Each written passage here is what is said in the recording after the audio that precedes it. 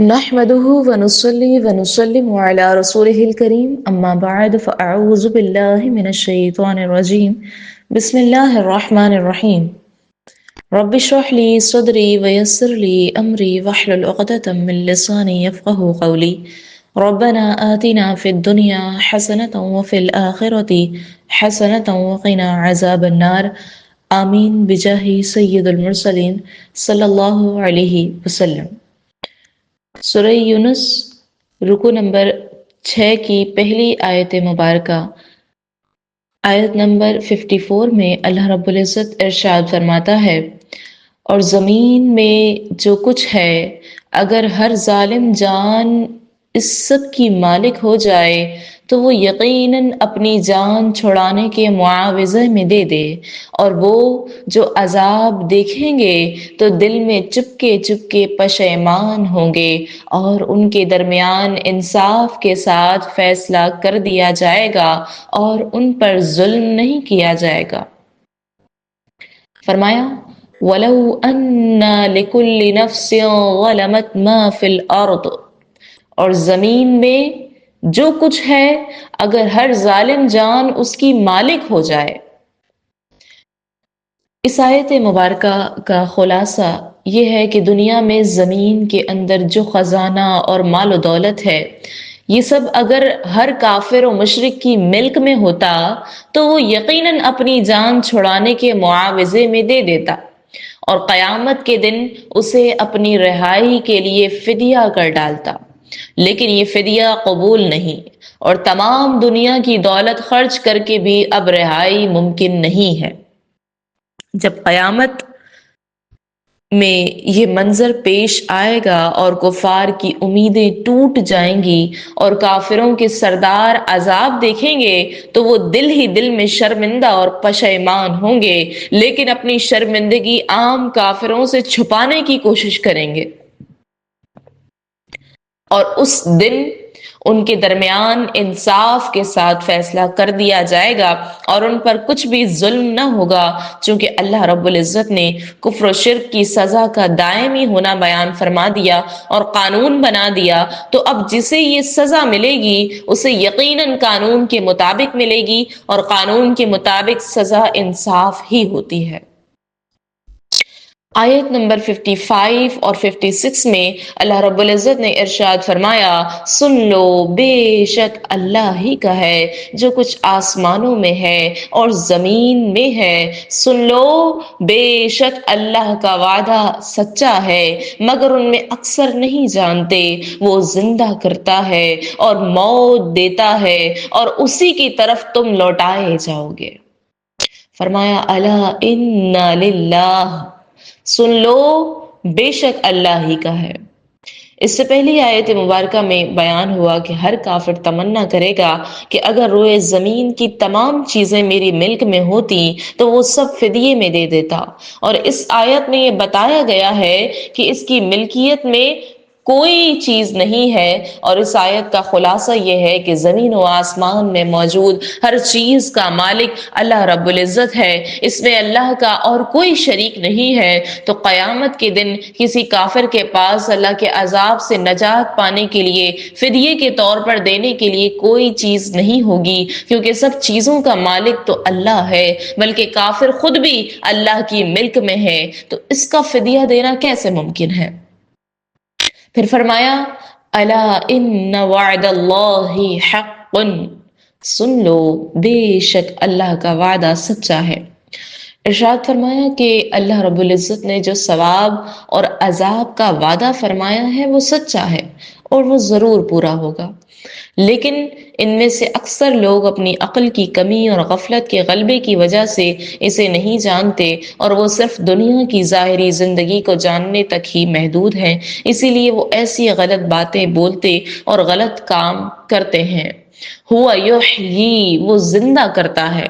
یعنی اللہ رب العزت کی شان یہ ہے کہ کسی دخل اندازی کے بغیر وہی دنیا میں زندہ کرتا ہے اور موت دیتا ہے، اور آخرت میں تم دوبارہ زندہ ہو کر اسی کی طرف لوٹائے جاؤ گے۔ آیت 57 میں اللہ رب العزت نے ارشاد فرمایا، اے لوگو تمہارے پاس تمہارے رب کی طرف سے نصیحت اور دلوں کی شفا اور مومنوں کے لیے ہدایت اور رحمت آ گئی۔ اس آیت مبارکہ میں قرآن مجید کے آنے اور اس کے نصیحت، شفا، ہدایت اور رحمت ہونے کا بیان ہے کہ یہ کتاب ان فوائد عظیمہ کی جامع ہے۔ اس آیت مبارکہ میں قرآن کریم کی 3 عظیم فائدے بیان کیے گئے ہیں۔ ایک تو موعظۃ، اس کا معنی ہے وہ چیز جو انسان کو پسندیدہ چیز کی طرف بلائے اور خطرے سے بچائے۔ خلیل نے کہا کہ موعظۃ نیکی کی نصیحت کرنا ہے جس سے دل میں نرمی پیدا ہو۔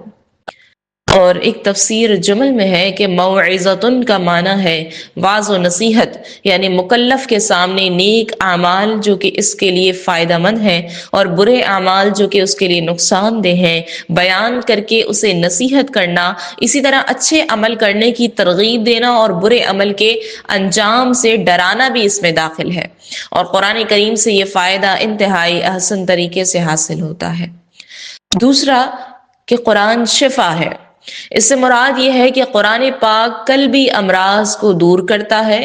دل کے امراض سے مراد مذموم اخلاق، فاسد عقائد اور مہلک جہالتیں ہیں۔ قرآن مجید فرقان حمید ان تمام امراض کو دور کرتا ہے۔ اور قرآن کریم کی صفت میں ایک ہدایت بھی فرمایا گیا، کیونکہ وہ گمراہی سے بچاتا ہے اور راہ حق دکھاتا ہے، اور ایمان والوں کے لیے رحمت اس لیے فرمایا کہ وہی اس سے فائدہ اٹھاتے ہیں۔ آیت نمبر 58 میں اللہ رب العزت نے ارشاد فرمایا، تم فرماؤ اللہ کے فضل اور اس کی رحمت پر ہی خوشی منانی چاہیے، یہ اس سے بہتر ہے جو وہ جمع کرتے ہیں۔ فرمایا قل بفضل اللہ وبرحمتہ فبذلک فلیفرحوا، تم فرماؤ اللہ کے فضل اور اس کی رحمت پر ہی خوشی منانی چاہیے۔ کسی پیاری اور محبوب چیز کے پانے سے دل کو جو لذت حاصل ہوتی ہے اسے فرح کہتے ہیں۔ اور آیت کے معنی یہ ہے کہ ایمان والوں کو اللہ رب العزت کے فضل و رحمت پر خوش ہونا چاہیے کہ اس نے انہیں نصیحتیں، سینوں کی شفا اور ایمان کے ساتھ دل کی راحت و سکون عطا فرمایا۔ اس آیت میں اللہ تبارک و تعالی کے فضل اور اس کی رحمت سے کیا مراد ہے، اس بارے میں مفسرین کے مختلف اقوال ہیں۔ حضرت عبداللہ بن عباس رضی اللہ عنہما، حضرت حسن اور حضرت قتادہ رضی اللہ تعالی عنہما نے فرمایا کہ اللہ رب العزت کے فضل سے اسلام اور اس کی رحمت سے قرآن مراد ہے، اور ایک قول یہ ہے کہ اللہ کے فضل سے قرآن اور رحمت سے احادیث مراد ہے۔ بعض علماء نے فرمایا کہ اللہ کا فضل رسول اکرم صلی اللہ علیہ وسلم ہے اور اللہ کی رحمت قرآن کریم ہے۔ رب تبارک و تعالی فرماتا ہے وَكَانَ فَضْلُ اللَّهِ عَلَيْكَ عَظِيمًا، اور آپ پر اللہ کا فضل بہت بڑا ہے۔ اور بعض نے فرمایا کہ اللہ کا فضل قرآن ہے اور رحمت رسول اکرم صلی اللہ علیہ وسلم ہے، جیسا کہ اللہ رب العزت نے فرمایا وَمَا أَرْسَلْنَاكَ إِلَّا رَحْمَةً لِلْعَالَمِينَ، اور ہم نے تمہیں تمام جہانوں کے لیے رحمت بنا کر ہی بھیجا۔ اور اگر بالفرض اس آیت میں متعین طور پر فضل و رحمت سے مراد رسول اللہ صلی اللہ علیہ وسلم کی ذات مبارکہ نہ بھی ہو، تو جداگانہ طور پر تو اللہ رب العزت کے رسول یقیناً اللہ کا عظیم ترین فضل اور رحمت ہے۔ تو لہٰذا فن تفسیر کا ایک اصول ہے کہ عموم الفاظ کا اعتبار ہوتا ہے اور خصوص سبب کا نہیں ہوتا، تو اس کے مطابق ہی نبی کریم صلی اللہ علیہ وسلم کی ذات مبارکہ کے حوالے سے خوشی منائی جائے گی، اب وہ محفل میلاد شریف کر کے ہو یا معراج شریف منانے کے ذریعے ہو۔ ہاں اگر کسی بد نصیب کے لیے خوشی کا مقام ہی نہیں ہے تو اس کا معاملہ جدا ہے، اسے اپنے ایمان کے متعلق سوچنا چاہیے۔ آیت نمبر 59 میں اللہ رب العزت نے ارشاد فرمایا تم فرماؤ بھلا بتاؤ کہ اللہ نے تمہارے لیے جو رزق اتارا ہے تو تم نے اس میں سے خود ہی حرام اور حلال بنا لیا؟ تم فرماؤ کیا اللہ نے تمہیں اس کی اجازت دی ہے یا تم اللہ پر جھوٹ باندھتے ہو؟ کفار عرب چونکہ بحیرہ صائبہ اور وسیلہ وغیرہ بتوں پر چھوڑے ہوئے جانوروں کو حرام سمجھتے تھے،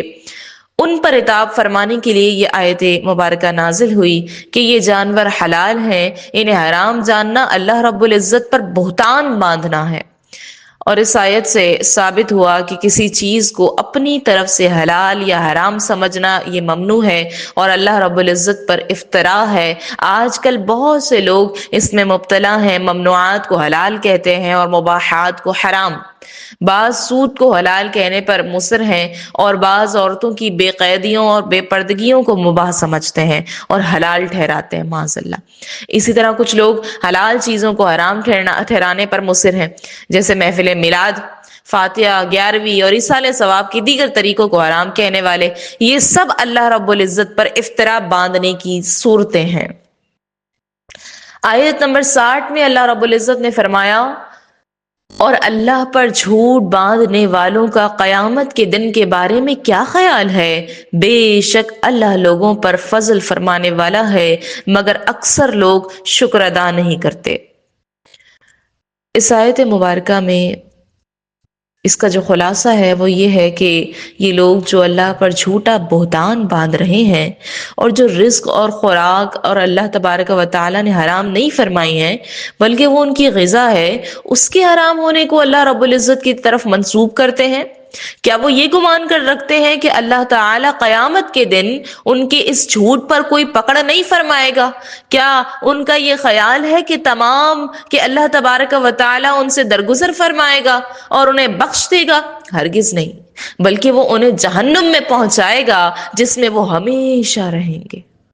ان اللہ لذو فضل علی الناس، بے شک اللہ لوگوں پر فضل فرمانے والا ہے، یعنی بے شک اللہ تعالی عقل عطا فرما کر، رسول بھیج کر اور کتابیں نازل فرما کر لوگوں کو پر فضل فرماتا ہے، لیکن اکثر لوگ ناشکرے ہیں کہ اللہ تبارک و تعالی کے دلائل میں غور و فکر کرنے کے لیے عقل استعمال کرتے ہیں، نہ اللہ رب العزت کے انبیاء علیہ السلام کی دعوت قبول کرتے ہیں اور نہ ہی اللہ کی نازل کردہ کتابوں سے سن کر نفع اٹھاتے ہیں۔ اس آیت مبارکہ پر سورہ یونس کے رکوع نمبر 6 کا اختتام ہوتا ہے۔ آیت نمبر 61 سے سورہ یونس کے رکوع نمبر 7 کی ابتدا ہے۔ آیت نمبر 61 میں اللہ رب العزت نے ارشاد فرمایا،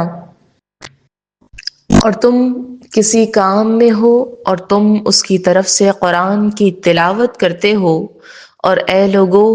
تم کوئی بھی کام کر رہے ہو، ہم تم پر گواہ ہوتے ہیں جب تم اس میں مشغول ہوتے ہو، اور زمین و آسمان میں کوئی ذرہ برابر چیز تیرے رب سے غائب نہیں، اور ذرے سے چھوٹی اور بڑی کوئی چیز ایسی نہیں جو ایک روشن کتاب میں نہ ہو۔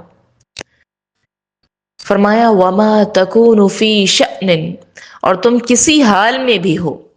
اس آیت مبارکہ کا معنی یہ ہے کہ اللہ تعالیٰ ہر چیز پر شاہد ہے اور ہر چیز کو جاننے والا ہے، اس لیے کہ اللہ تعالیٰ کے سوا اور کوئی خالق ہے نہ ایجاد کرنے والا ہے۔ بندوں کی ظاہری اور باطنی اعمال میں سے جو چیز بھی موجود ہے وہ اللہ تعالیٰ کے وجود میں لانے سے ہی موجود ہے، اور جو ایجاد کرنے والا ہوتا ہے وہ اس چیز کو جانتا بھی ہے۔ تو لہٰذا نبی اکرم صلی اللہ علیہ وسلم کے اعمال، آپ کے احوال، تلاوت قرآن، امور دنیاویہ، حاجت ضروریہ میں مصروفیت اور اسی کے ساتھ تمام لوگوں کے تمام اعمال اللہ تعالیٰ کو معلوم ہیں اور وہ ان سب پر گواہ ہیں۔ پھر فرمایا کہ زمین و آسمان میں ایک ذرے کی مقدار بھی کوئی چیز اللہ تعالیٰ سے دور اور اس کے علم سے پوشیدہ نہیں ہے، اور اس ذرے سے چھوٹی یا بڑی کوئی چیز ایسی نہیں کہ جو روشن کتاب یعنی لوح محفوظ میں درج نہ ہو۔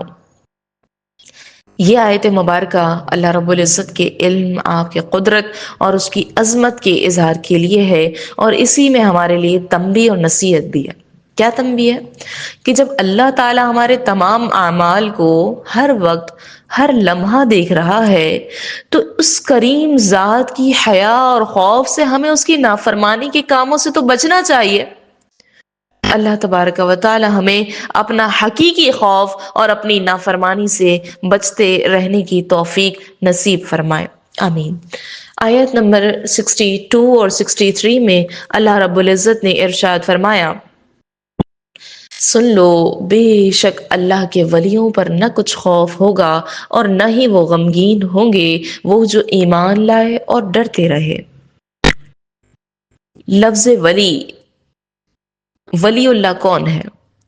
ولی اللہ وہ ہے جو فرائض کی ادائیگی سے اللہ کا قرب حاصل کرے اور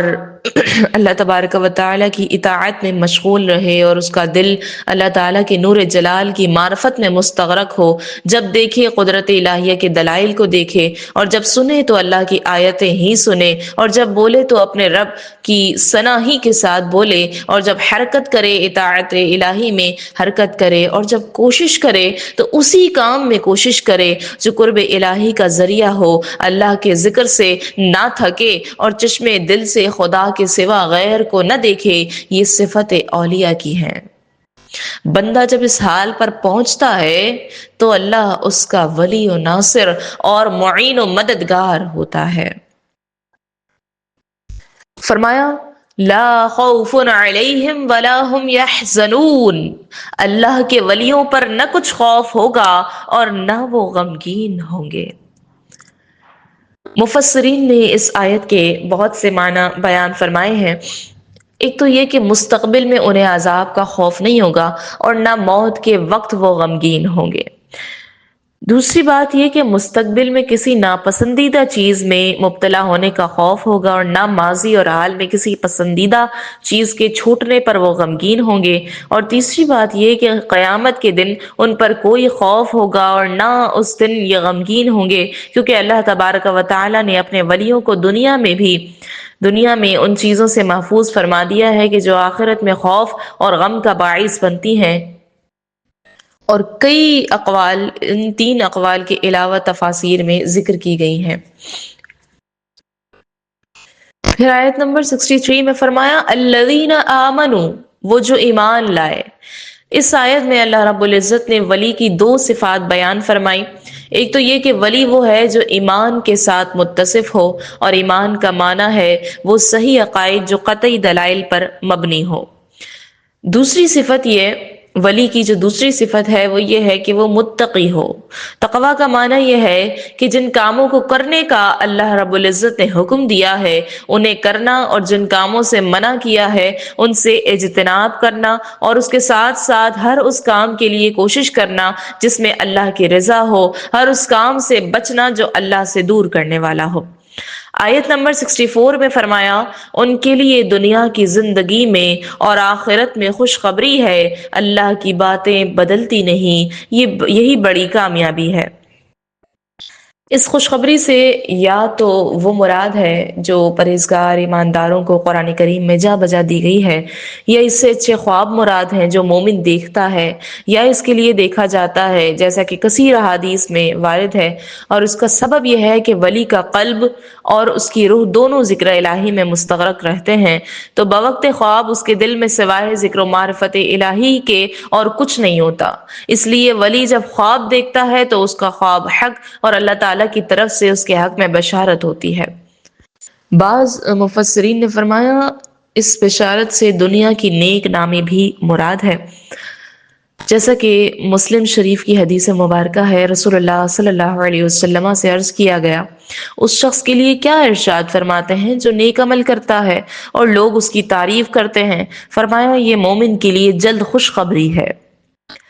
علماء فرماتے ہیں کہ یہ بشارت عاجلہ یعنی جلد خوشخبری رضا الہی اور اللہ تعالیٰ کی محبت فرمانے اور خلق کے دل میں محبت ڈال دینے کی دلیل ہے، جیسا کہ حدیث شریف میں آیا ہے کہ اس کو زمین میں مقبول کر دیا جاتا ہے۔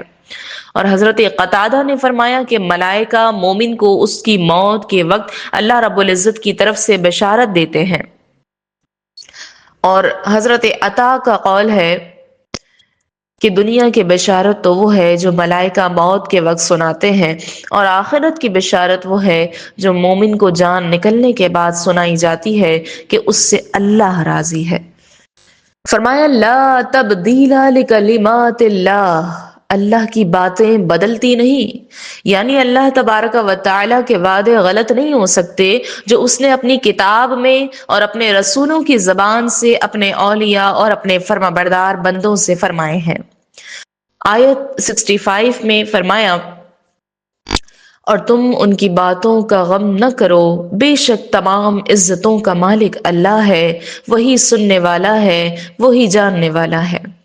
اس آیت مبارکہ میں رسول اللہ صلی اللہ علیہ وسلم کو تسلی دی گئی ہے کہ کفار نابکار جو آپ کی تکذیب کرتے ہیں اور آپ کے خلاف برے مشورے کرتے ہیں، آپ اس کا کچھ غم نہ فرمائیں، بے شک تمام عزتوں کا مالک اللہ ہے، وہ جسے چاہے عزت دے اور جسے چاہے ذلیل کرے۔ اے سید انبیاء صلی اللہ علیہ وسلم، اللہ آپ کا ناصر و مددگار ہے، اس نے آپ کو اور آپ کے صدقے میں آپ کے فرما برداروں کو عزت دی، جیسا کہ دوسری آیت میں فرمایا، وَلِلْعِزَّةُ وَلِرَسُولِهِ وَلِلْمُؤْمِنِينَ،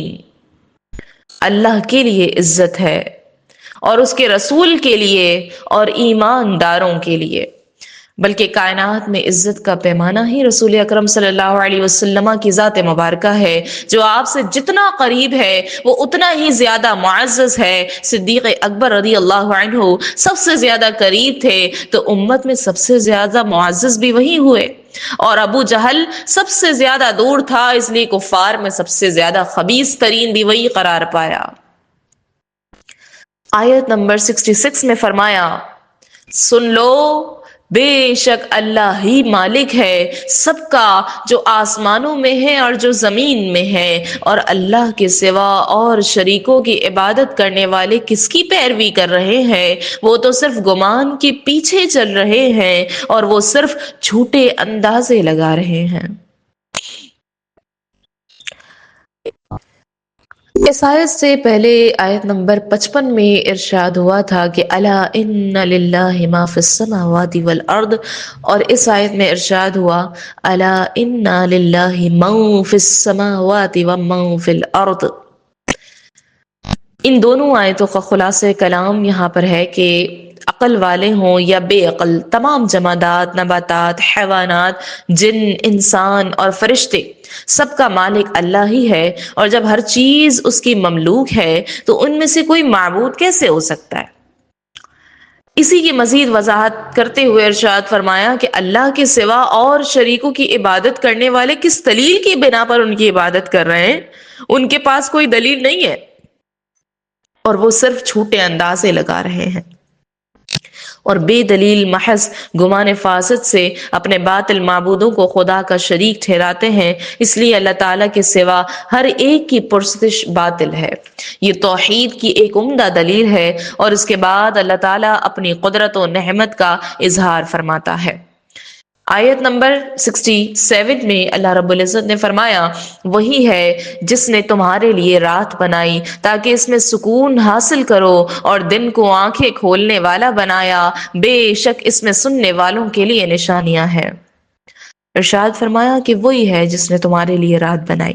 تاکہ اس میں راحت و سکون حاصل کرو اور آرام کر کے دن بھر کی تھکان تم دور کرو، اور دن کو آنکھیں کھولنے والا بنایا تاکہ تم اس کی روشنی میں اپنی ضروریات زندگی اور اسباب معاش فراہم کر سکو، بے شک اس میں سننے والوں کے لیے نشانیاں ہیں جو سنیں اور سمجھیں کہ جس نے ان چیزوں کو پیدا کیا وہی معبود ہے، اس کا کوئی شریک نہیں ہے۔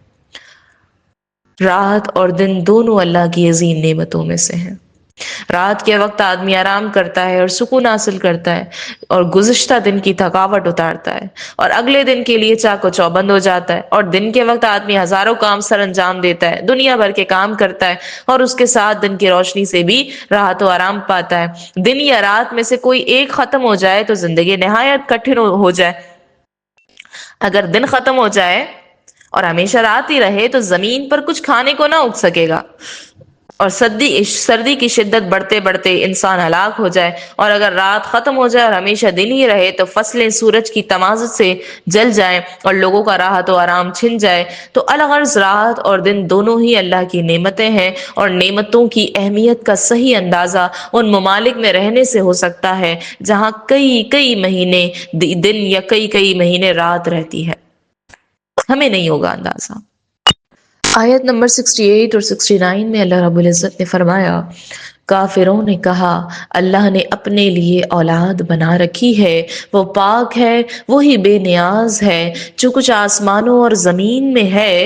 سب اسی کا ہے، تمہارے پاس اس کی کوئی بھی دلیل نہیں، کیا تم اللہ پر وہ بات کہتے ہو جس کا تمہیں علم نہیں؟ تم فرماؤ بے شک اللہ پر جھوٹ باندھنے والے فلاح نہیں پائیں گے۔